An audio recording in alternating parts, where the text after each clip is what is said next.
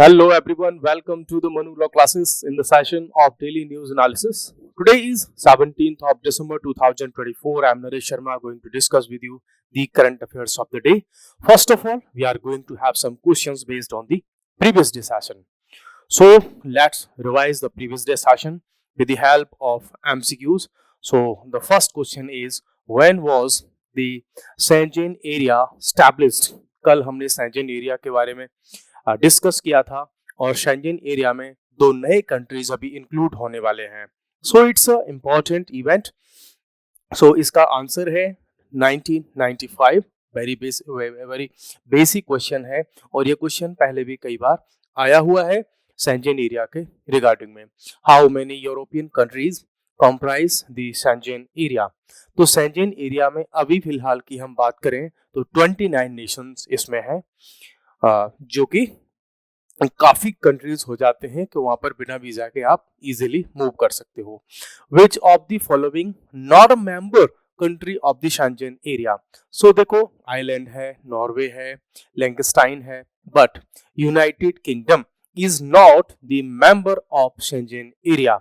You know कि जब से ब्रिटेन एग्जिट किया है यूरोपियन यूनियन से, तब से काफी सारे चेंजेस यूरोपियन यूनियन के लॉज और यूनाइटेड किंगडम के जो अपने लॉज हैं, हमें उनमें काफी चेंजेस देखने को मिलते हैं. उनमें काफी सारे जो डिफरेंसेस हैं उसके बाद में क्रिएट हुए हैं. व्हाट इज अ की फीचर ऑफ शेंजन एरिया? तो शेंजन एरिया का की फीचर क्या है? देखो, यूनिफाइड जो करेंसी का फीचर है ये यूरोपियन यूनियन का फीचर है, जो कि उनका अपना एक इकोनॉमिक इंटीग्रेशन है. कॉमन लैंग्वेज की बात बिल्कुल नहीं होती. हम इंडिया जैसी कंट्री में अभी तक एक कॉमन लैंग्वेज नहीं है. हमारे आसपास के बहुत सारे कंट्रीज हैं, चाहे वो अफगानिस्तान हो, पाकिस्तान हो, सीरिया हो, या आपका जो है यूक्रेन हो, या रसिया हो, या चाइना हो. ऐसे बड़े बड़े कंट्रीज में जहां पर बहुत ज्यादा कल्चरल डाइवर्सिटी हो, रिलीजियस डाइवर्सिटी हो, लैंग्विस्टिक डाइवर्सिटी हो, वहां पर कॉमन लैंग्वेज का होना एक टफ टास्क होता है. सो कॉमन लैंग्वेज तो नहीं है. Single government, no.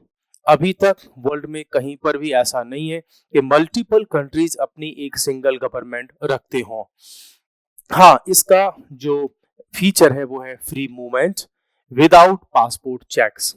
मींस जो भी शेंजन एरिया के नेशंस हैं वहां के citizens without passport check easily उन सारे के सारे कंट्रीज को विजिट कर सकते हैं, ट्रैवल कर सकते हैं, और वो भी विदाउट पासपोर्ट चेक्स.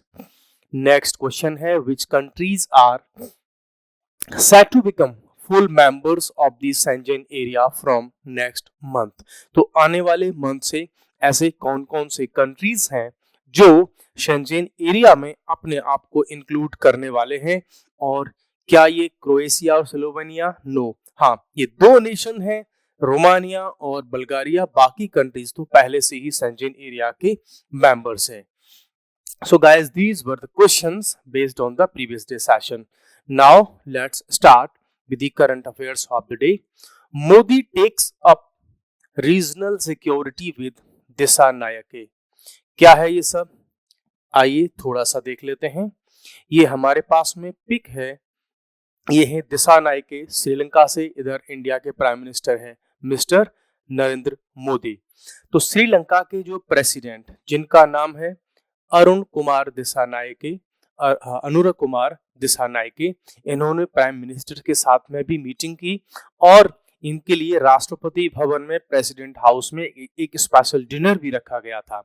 और कहां पर? राष्ट्रपति भवन में, अभी जो है मंडे को.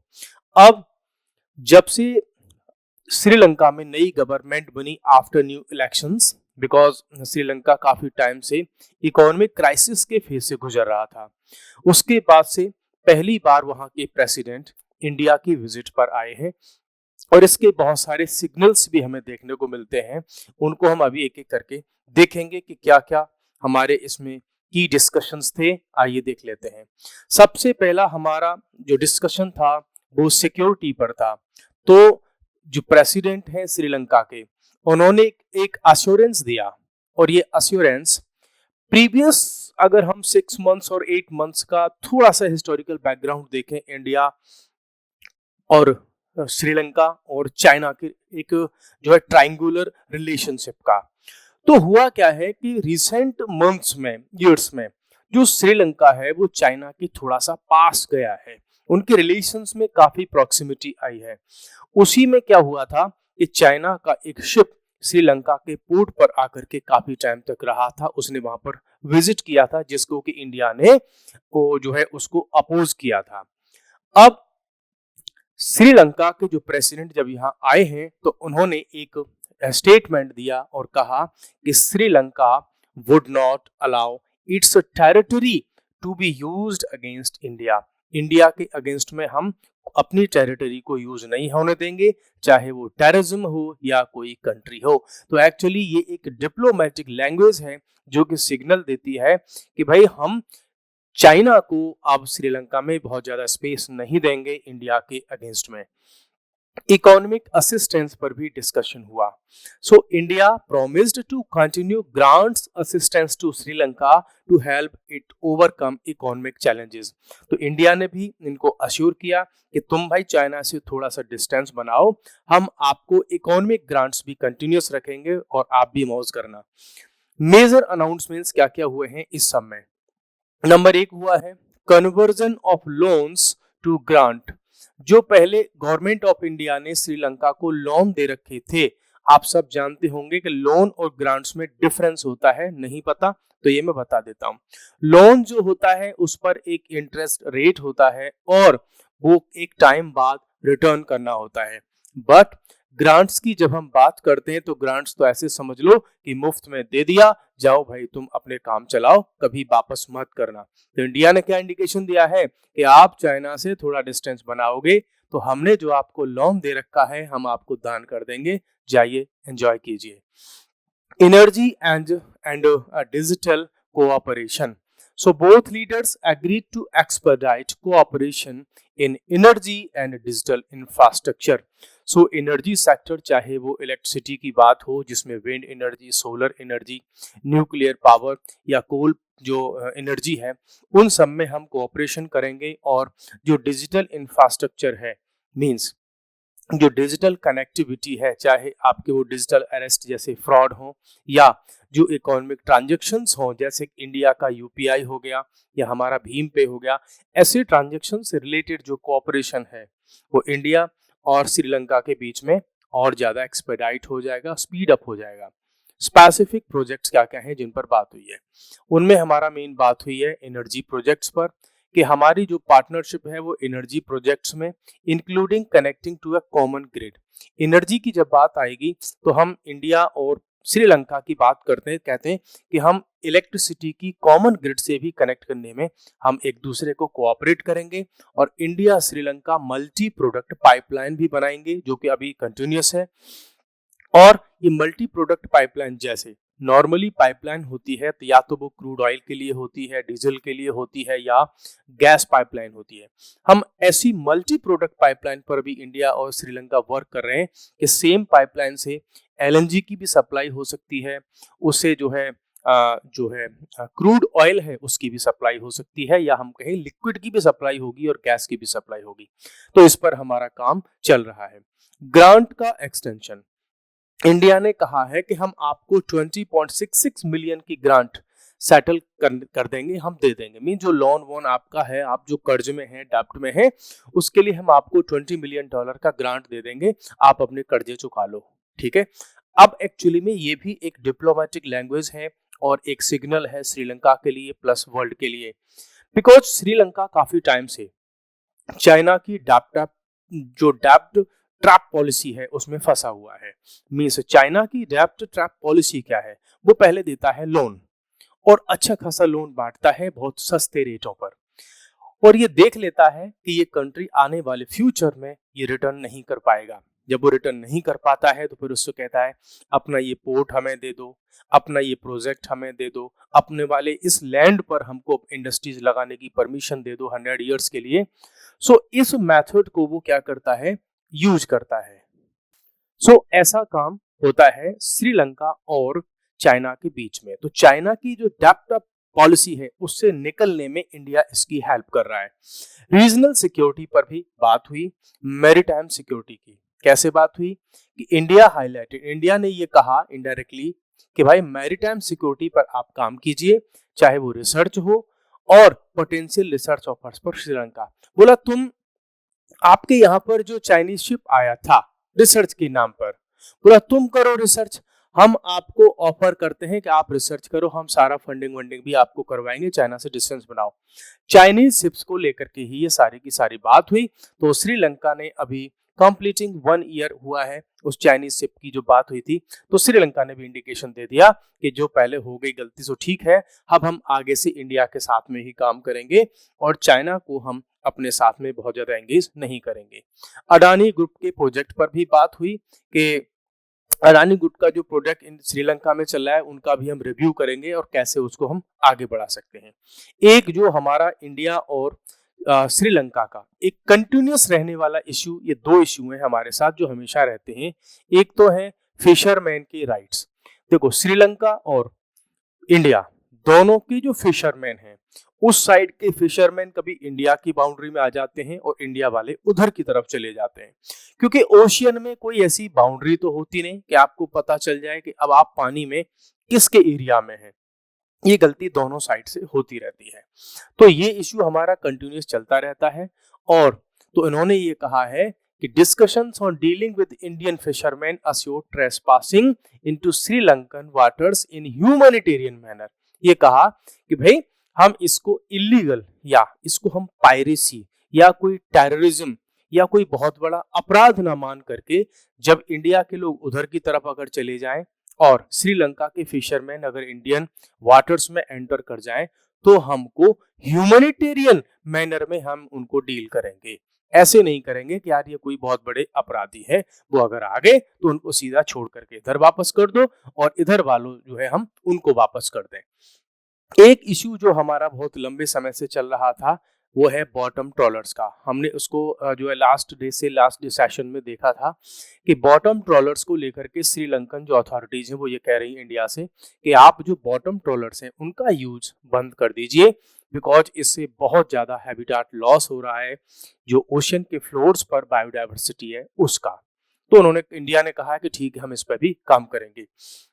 दूसरा इंडिया और श्रीलंका के बीच का जो इश्यू है, मींस अभी तक 2 इश्यू हैं इंडिया और श्रीलंका के, एक है फिशरमैन का और दूसरा है वहां पर तमिल्स के राइट्स का।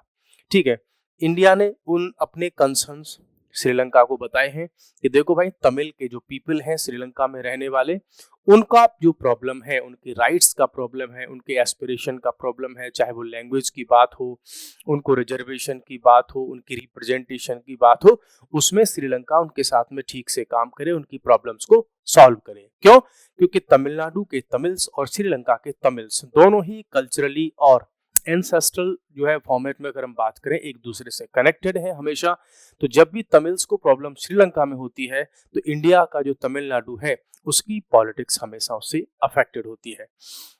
अब हम चलते हैं एक नई न्यूज पर जो है उस्ताद Zakir Hussain passes away at 73। तो उस्ताद जो जाकिर हुसैन थे जो कि तबला के बहुत बड़े प्लेयर थे, रिनाउंड तबला वर्चुअस थे, और ये जो है अभी इनकी डेथ हो गई है। ये क्या है, इंडिया के one of the greatest cultural ambassadors. जैसे हम बात करते हैं रविशंकर की या हम बात करते हैं जो है चौरसिया की, ये फ्लूट प्लेयर थे। ऐसे इंडिया के बहुत सारे कल्चरल जो है एम्बेसडर्स रहे हैं जिन्होंने इंडिया के म्यूजिक को, इंडिया के कल्चर को, इंडिया की आर्ट को वर्ल्ड के प्लेटफॉर्म पर शो किया है। तो उनमें से एक थे उस्ताद जाकिर हुसैन। इनकी क्या जो है लिगेसी रही, क्या कंट्रीब्यूट किया इन्होंने। तबला अगर हम देखें तो तबला कहने को तो एक छोटा सा जो है एक म्यूजिक इंस्ट्रूमेंट होता है, लेकिन उन्होंने इस तबला को वर्ल्ड की स्टेज पर पहुंचा दिया। इंडिया से इस तबला को उन्होंने ग्लोबल बना दिया, है ना। दूसरा सिंक्रेटिक सोल, ये ऐसे व्यक्ति थे जो अपनी तबला की धुन पर, है ना, देखो तबला की धुन पर अब कल्चर को मिक्स कर देते थे। कैसे कि ये माँ सरस्वती की वंदना भी गाया करते थे, कुरान की जो वर्सेस होती है उनको गाया करते थे, और बाइबल की जो वर्सेस होती हैं उनको भी ये उस पर गाया करते थे तबला पर। तो देखने को ये मिलता है कि कल्चर्स को, रिलीजन को इन्होंने मिक्स कर दिया। फैमिली का स्टेटमेंट वगैरह कुछ जो नॉर्मल होते हैं वही है कि भाई जो है उनको लंग डिजीज थी और उसकी वजह से वो चले गए। ट्रिब्यूट प्राइम मिनिस्टर साहब ने भी दिया इनको कि भाई ये जेन्युइन ट्रू जीनियस पर्सन थे। अवार्ड्स की थोड़ा सा बात कर लेते हैं जहां से क्वेश्चन आने के चांस होते हैं। इनको 4 बार ग्रैमी अवार्ड मिल चुका है। ये क्वेश्चन आप जो है लर्न कर लीजिएगा, नोट डाउन कर लीजिएगा कि 4 बार इनको ग्रैमी अवार्ड मिल चुका है और इनको पद्म विभूषण भी मिला था। ठीक है, एक बार इनको पद्म विभूषण मिला और 4 बार इनको ग्रैमी जो है अवार्ड मिला है। यहां से क्वेश्चन आने के चांसेस हैं। अब हम चलते हैं आज की एक और इम्पोर्टेंट जो है करंट अफेयर पर। ये द हिंदू में एक आर्टिकल आया है टेक्स्ट वाले पेज पर और ये आर्टिकल है La Nina, it's impact on India's climate. अभी रिसेंटली अगर मैं आपको थोड़ा सा इसका बैकग्राउंड बताऊं, एक तो आप दिल्ली और दिल्ली एनसीआर जो है उसमें हम देख रहे हैं पॉल्यूशन, एयर पॉल्यूशन, प्लस जो हमारा साउथ इंडिया है, सदर्न वाले पार्ट में, वहां हमको थोड़ी सी एक्स्ट्रा जो कोल्ड है वो देखने को मिल रही है। तीसरी चीज हमको मिल रही है जो हमारा नॉर्दर्न इंडिया के पार्ट से, वहां पर जो कोल्ड है वो थोड़ी सी माइल्ड है। मींस जितनी ठंड होनी चाहिए थी, एक तो वो अभी लेट हो गई है, प्लस ठंड उतनी भी नहीं पड़ रही है जितनी की नॉर्मली होती है। ये सबका रिलेशन है ला नीना से। तो इसी को द हिंदू के इस आर्टिकल में इन्होंने डिस्कस किया है जो कि काफी इंपॉर्टेंट है। यहां से मल्टीपल एग्जाम्स में मल्टीपल टाइम्स क्वेश्चंस आए हैं। सो आइए चलो इसको देखते हैं। अभी तक की स्टोरी की अगर हम बात करें तो ये जो ला नीना है, ये देखो 2 इवेंट होते हैं, मैं भी दूसरे को भी बताऊंगा। एक तो होता है आपका जो है अल नीनो और दूसरा होता है ये ला नीना, है ना। ये 2 इवेंट होती हैं, रेयर केस में होती हैं। तो हम दोनों की ही बात करेंगे, लेकिन सबसे पहले बिकॉज ये आर्टिकल फोकस करता है ला नीना पर, तो हम उसी से स्टार्ट करते हैं कि ये सब क्या मैटर है। ये जो ला नीना है, अभी तक इसका एंटिसिपेशन ये किया जा रहा था कि भाई जुलाई मींस 2024 की जुलाई में ये आ जाएगा, लेकिन दिसंबर आ गया फिर भी नहीं आया।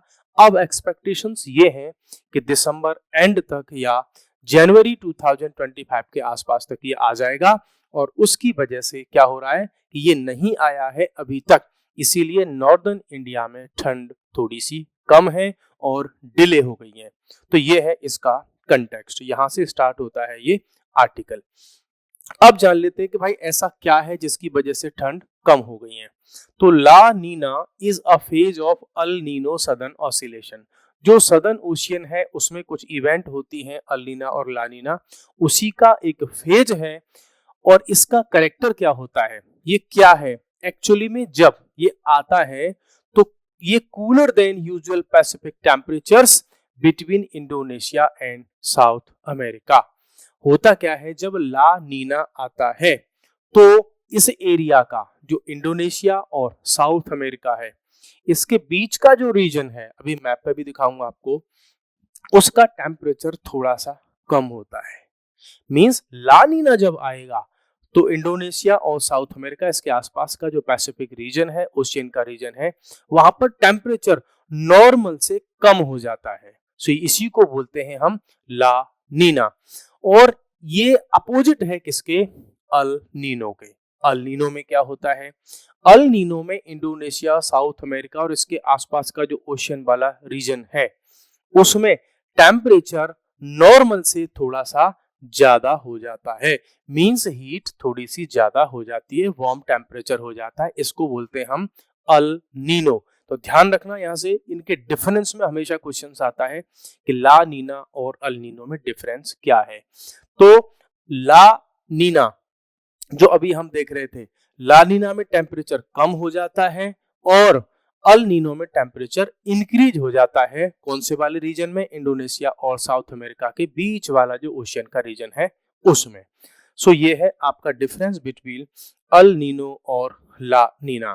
क्या इसका इन्फ्लुएंस होता है, जब ला नीना आता है तो ब्रिंग्स नॉर्मल और अबव नॉर्मल रेनफॉल। मींस जब ला नीना आएगा तो या तो जो मॉनसून की रेनफॉल है वो नॉर्मल रहेगी या नॉर्मल से ज्यादा रहेगी। इसी के क्या होते हैं, इंपैक्ट होते हैं इंडिया में। मींस अगर ला नीना आया तो इंडिया में अच्छी खासी रेनफॉल के चांसेस होते हैं। ठीक है, हाँ, लेकिन इसका जस्ट अपोजिट कहां पर होगा, अफ्रीका और अटलांटिक ओशन के आसपास में, वहां पर ड्रॉट आएंगे, हरिकेन्स वगैरह आएंगे वहां पर। इसके जस्ट अपोजिट में होता है अल नीनो, कि अगर अल नीनो आया तो इससे इंडिया में जो मॉनसून है वो कमजोर हो जाता है, वीक होता है, और इंडिया में जो रेनफॉल है वो कम हो जाती है। तो बहुत सारे रीजन में ड्रॉट आने के चांस होते हैं, सूखा पड़ता है उस समय पर। लेकिन इसका जस्ट अपोजिट कहां पर होता है, जो सदर्न यूएसए हो गया, अफ्रीका वगैरह हो गया, वहां पर अच्छा खासा रेनफॉल देखने को मिलता है, वहां पर अच्छा मानसून देखने को मिलता है जब ये अल नीनो आता है तो। ठीक है, अच्छा, अब एक चीज हमें देखने को मिल रही है पिछले कुछ टाइम से, जो कि 2020 से 22 तक, मींस 20 में, 21 में और 22 में, इन तीनों ही ईयर्स में जो ला नीना है ये हमें देखने को मिला। 3 कॉन्सिक्यूटिव ला नीना इवेंट्स देखने को मिली हैं हमको, और उसके बाद 2023 में आई थी अल नीनो। तो ये एक रेयर फिनोमिना है। क्लाइमेट चेंज के इन सारी चीजों पर इंपैक्ट हमें देखने को मिल रहे हैं। कैसे मिल रहे हैं, कि जब से क्लाइमेट चेंज हो रहा है तो उसकी वजह से ये जो इवेंट हैं कई बार बहुत ज्यादा एक्सट्रीम हो रहे हैं, या इनकी फ्रीक्वेंसी जो है इंक्रीज हो गई है, ये बार बार होने लगे हैं। जबकि पहले एक टाइम था ये इवेंट्स बहुत जल्दी जल्दी नहीं होते थे, कई ईयर्स में, इवन डिकेड्स के बाद भी कई बार ऐसा इवेंट बनता था, लेकिन इनकी इवेंट की फ्रीक्वेंसी इंक्रीज हो गई है। Current winter and meteorology, current की अगर हम बात करें तो La Nina has not emerge as expected, जैसा कि इसका एक्सपेक्टेशन था कि जुलाई 2024 में आएगा, लेकिन नहीं आया। अब चांसेस है 57% कि भाई दिसंबर या नेक्स्ट ईयर की जनवरी तक ये आ जाएगा, लेकिन अभी भी क्या है, एक्सपेक्टेशंस हैं। मेटेरोलॉजिकल पैरामीटर्स की अगर हम बात करें तो cities in southern India like Bangalore, Hyderabad, है ना, ये एक्सपीरियंस कर रही है कोल्डर विंटर। मींस इन दिनों में हैदराबाद या बेंगलुरु में ठंड नहीं होती थी उतनी जितनी अब है, तो वहां पर ठंड ज्यादा हो गई है। वहीं दूसरी तरफ जो हमारा नॉर्थ इंडिया है वहां पर ठंड, कोल्ड जो ज्यादा होती थी विंटर, अब वो उतनी ज्यादा विंटर नहीं है। मींस अगर हम बात करूं दिल्ली की, तो दिल्ली में अभी जो नॉर्मल टेम्परेचर है, मिनिमम टेम्परेचर अराउंड 3 डिग्री जा रहा है, 3 डिग्री जा रहा है। ठीक है, अगर ला नीना आ जाती पहले, जुलाई से स्टार्ट हो जाती ला नीना, तो हमारे यहाँ मिनिमम टेम्परेचर हो सकता है 1 तक जाता या 2 डिग्री सेल्सियस तक जाता। तो मींस ठंड अभी हमारे यहाँ पे कम है। नेक्स्ट, दूसरी चीज इससे क्या देखने को मिल रही है, एयर क्वालिटी की हम बात करें, क्योंकि दिल्ली में अभी ग्रैफ 4 भी लागू हो चुका है, और हायर विंड स्पीड जब होती है, जब ला नीना आता है, तो विंटर्स में क्या होता है, जो पॉल्यूशन है वो थोड़ा कम होता है। कौन सा पॉल्यूशन, एयर पॉल्यूशन। क्यों, जब ला नीना आता है तो विंड की स्पीड, हवा की स्पीड इंक्रीज हो जाती है, और हवा अगर तेज चलेंगी दिल्ली में तो जो एयर पॉल्यूशन है वो बह जाएगा दूसरी तरफ में, वहां से चला जाएगा। लेकिन ला नीना नहीं आया है तो होगा क्या, फिर जो एयर पॉल्यूशन है वो इंक्रीज होगा। दूसरी एक चीज और, कि यदि ठंड इंक्रीज होती है तो उसका भी एक कारण होता है। ठंड ज्यादा बढ़ेगी तो लोग बाहर जो है अलाव वगैरह जलाएंगे और वहां पर अपना हाथ सेकेंगे, बाहर से कचरा वचरा सब जलाते हैं, तो उससे भी एयर पॉल्यूशन इंक्रीज होता है। ठीक है, ला नीना एंड मानसून। तो ला नीना को अगर हम मानसून की बात बताएं कि क्या है, तो जब भी ला नीना आता है तो मानसून अच्छा होता है, और अल नीनो आता है तो मानसून खराब होता है, अच्छी रेनफॉल नहीं होती, अमाउंट ऑफ रेनफॉल कम हो जाता है। ये दोनों में ये डिफरेंस है। ठीक है, तो आज के लिए ये कॉन्सेप्ट था। अब आप एक बार मुझे कमेंट्स में बताइए। देखो, ये अल नीनो और ला नीना काफी कॉम्प्लेक्स टॉपिक हुआ करते थे जब हम ज्योग्राफी में पढ़ते थे, समझ में ही नहीं आते थे, लेकिन आप एक बार इसका मैप पर देख लीजिए और फिर आप मुझे बताइए कि ये समझ में आया कि नहीं आया। यहाँ पर हम देख रहे हैं ला नीना। तो ये देखो, ये हो गया आपका साउथ अमेरिका और ये हो गया आपका यहाँ का इंडोनेशिया और इसके आसपास का रीजन। होता क्या है, जब ला नीना आता है तो इस रीजन का टेम्परेचर कम हो जाता है, डाउन हो जाता है। ठीक है, अब तो होगा क्या, हवाएं यहां से कहीं दूसरी तरफ चलेंगी। ठीक है, तो ये तो होता है ला नीना। और जब ला नीना आता है तो देखो, जो अमेरिका का साउथ वाला रीजन है इसमें ड्राई वार्म वेदर रहेगा, थोड़ा सूखा पड़ेगा। लेकिन इंडिया वाला जो रीजन है इसमें अच्छी रेनफॉल मिलेगी। क्यों? क्योंकि हवाएं उधर जाएंगी, है ना भाई। टेम्परेचर यहाँ पे क्या है, कम है, यहाँ पर कम टेम्परेचर है और यहाँ पर टेम्परेचर ज्यादा है। तो टेम्परेचर के जहां ज्यादा टेम्परेचर होता है हवा वहीं जाती है और अच्छा मानसून बनता है, क्योंकि यहाँ से जो विंड जाएंगी वो अच्छा खासा जो है रेन लेकर के जाएंगी, पानी लेकर के जाएंगी, वाटर वेपर लेकर के जाएंगे इस ओशियन वाले रीजन से। ठीक है, तो ये वाली बात हमारी यहाँ पे क्लियर हो जाती है ला नीना की। अब हम चलते हैं, एक बार देख लेते हैं कि एक बार अल नीनो की तरफ। अब देखो, ऊपर जो देखा था हमने ला नीना और नीचे है अल नीनो। जब अल नीनो आता है तो ये वाला एरिया का टेम्परेचर क्या हो जाएगा, इंक्रीज हो जाएगा और इस एरिया का टेम्परेचर क्या रहेगा, कम रहेगा। तो जो हवाएं हैं वो थोड़ी सी इधर की तरफ बहना स्टार्ट कर सकती हैं, या जो हवाएं इधर जानी थी वो उनकी स्पीड थोड़ी कम हो जाएगी। तो अल नीनो क्या करेगा, इस रीजन में ड्रॉट लेकर के आएगा, है ना। लेकिन इस रीजन में अच्छा खासा रेनफॉल वगैरह मिलेगा, अच्छा मानसून देखने को मिलेगा। So guys, these were the two different concepts in geography, specially in climatology, जिनको आप इजीली समझ सकते हो और यहाँ से बहुत सारे क्वेश्चंस आते हैं फ्यूचर में। अगर इसका हम कंक्लूजन की बात करें तो ला नीना फॉर्मिंग नाउ और early next year and continuing means, अगर आने वाले टाइम तक ला नीना आएगा, चाहे वो जनवरी में या जनवरी से आगे जुलाई तक अगर आएगा तो इंडिया में मॉनसून अच्छा होगा। मॉनसून अच्छा होगा तो जो एग्रीकल्चर होता है इंडिया में, फार्मर्स जो एग्रीकल्चर करते हैं उनका आउटपुट बढ़ेगा, प्रोडक्टिविटी इंक्रीज होगी और लोगों को डीजल के इंजन्स नहीं चलाने होते हैं। जब अच्छा मानसून होता है, रेनफॉल होती है, तो उनका बहुत सारा खर्चा भी बच जाता है, अच्छी उनकी फसल होती है, क्रॉप का प्रोडक्ट अच्छा होता है तो वो मार्केट में सेल करते हैं, उनकी पॉकेट में ज्यादा मनी आता है और उस मनी से फिर वो मार्केट में शॉपिंग करते हैं और उस शॉपिंग से मार्केट में डिमांड इंक्रीज होती है। डिमांड इंक्रीज होती है तो प्रोडक्शन इंक्रीज होता है, प्रोडक्शन इंक्रीज होता है तो एम्प्लॉयमेंट इंक्रीज होता है और एम्प्लॉयमेंट इंक्रीज होता है तो इंडिया की इकोनॉमी ग्रोथ करती है, सबको रोजगार मिलता है। इसलिए बार बार ये कहा जाता है कि इंडिया की इकोनॉमी पर मॉनसून का डायरेक्ट इम्पैक्ट होता है, इंडिया की जीडी पर डायरेक्ट इम्पैक्ट होता है, इंडिया की पॉवर्टी पर डायरेक्ट इम्पैक्ट होता है। सो मॉनसून, अल नीना, ला नीनो, अल नीनो, ला नीना, इन सब का आपस में एक कनेक्शन है। So this was for today और कल फिर मिलते हैं नए टॉपिक के साथ में। आज के लिए इतना ही। Thank you very much, take care.